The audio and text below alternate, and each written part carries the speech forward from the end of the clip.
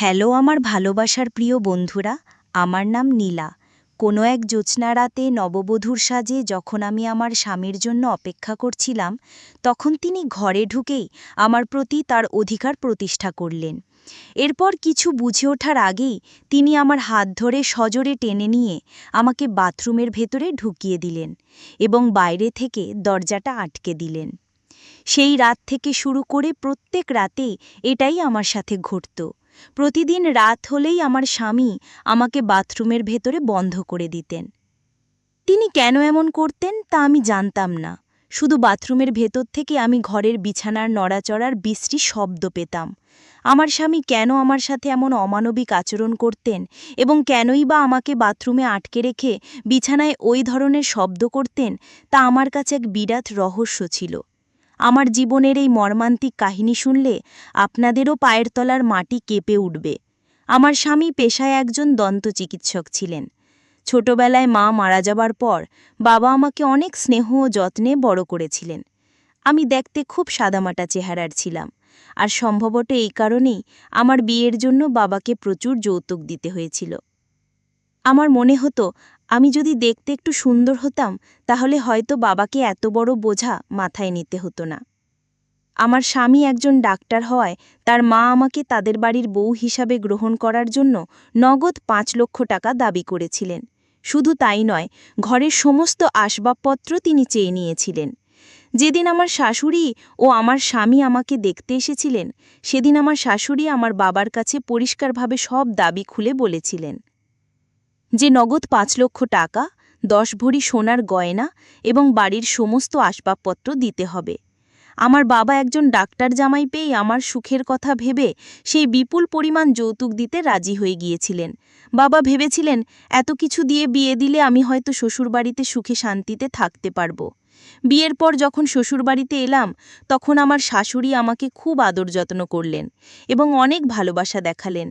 আমি যখন মাথায় ঘোমটা দিয়ে নিজের ঘরে বিছানায় বসেছিলাম, তার কিছুক্ষণ পরেই আমার স্বামী ঘরে প্রবেশ করলেন।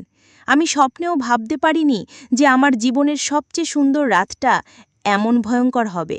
বিয়ের পরদিন সকাল থেকেই আমার জীবনের সব কিছু ওলটপালট হয়ে যায়।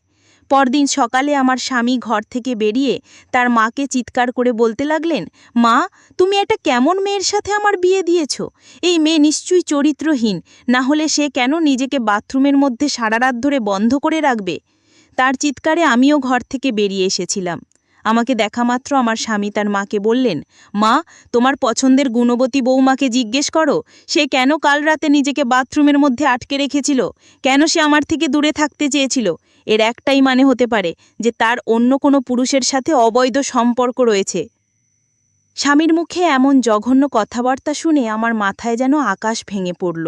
এরপর আমার শাশুড়ি তার ছেলের সব কথা শোনার পর রাগে চিৎকার করে আঙুল দেখিয়ে বললেন, থাম, অনেক হয়েছে তোর আবোল তাবোল কথা। সকাল থেকে আমি তোর মুখে নীলার নামে এইসব উল্টাপাল্টা কথা শুনে যাচ্ছি। কি মতলব তোর? কেন তুই এমন করছিস? আমার শাশুড়ি তার ছেলের কথা একদম বিশ্বাস করতে রাজি হচ্ছিলেন না।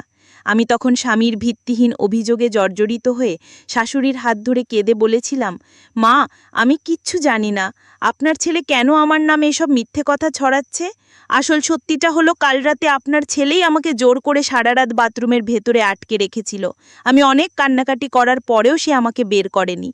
আমার মুখ থেকে সবকিছু শোনার পর আমার শাশুড়ি তার ছেলেকে কঠোরভাবে হুঁশিয়ারি দিয়ে বললেন সে যেন ভবিষ্যতে আমার সাথে আর কোনোদিন এমন খারাপ ব্যবহার না করে।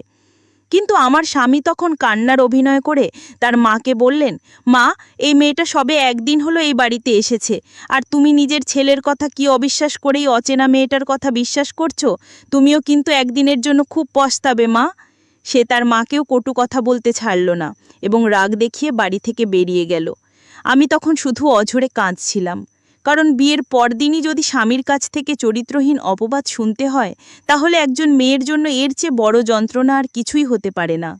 পরদিন সকালেও আমার স্বামী তার মাকে ডেকে এনে একই রকম ঝামেলা শুরু করলেন। তিনি বলতে লাগলেন, মা, তুমি এই কলঙ্কিনী মেয়ের সাথে আমার বিয়া দিয়ে আমার পুরো জীবনটাই নষ্ট করে দিয়েছ। এই মেয়ে তো আমাকে তার ধারে কাছেও আসতে দেয় না।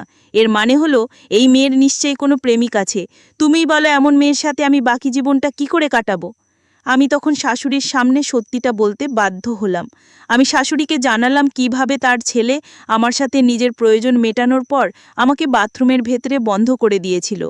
আমার স্বামী তখন তার মাকে বললেন, মা দেখতে পাচ্ছ ও কত বড় মিথ্যেবাদী।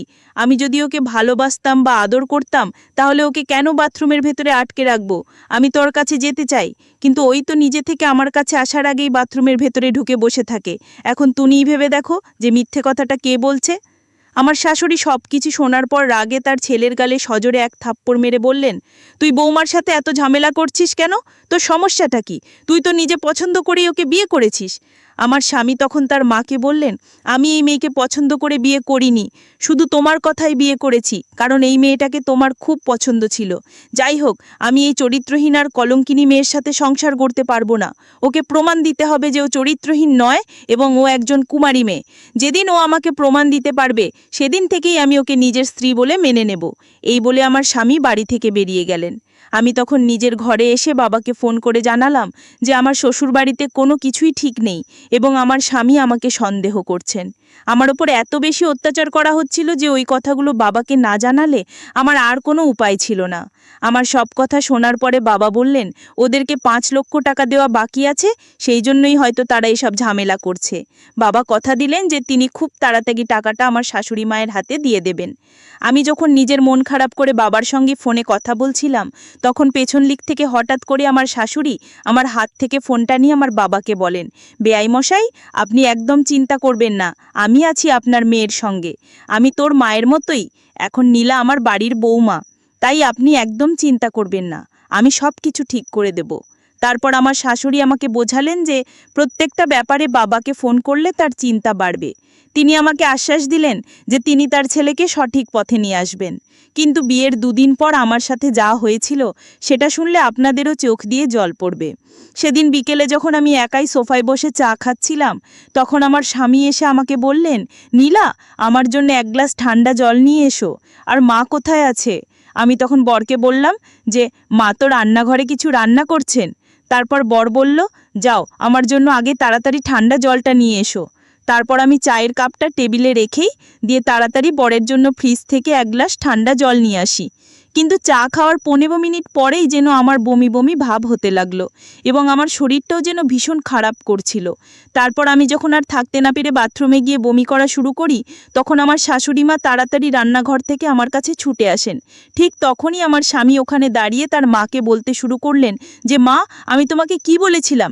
এই মেয়েটা কলঙ্কিনী, এই মেয়ে নিশ্চয়ই গর্ভবতী আছে এবং তার পেটে নিশ্চয়ই তার প্রেমিকেরই বাচ্চা আছে, না হলে সেইভাবে হঠাৎ করে কেন বমি করবে?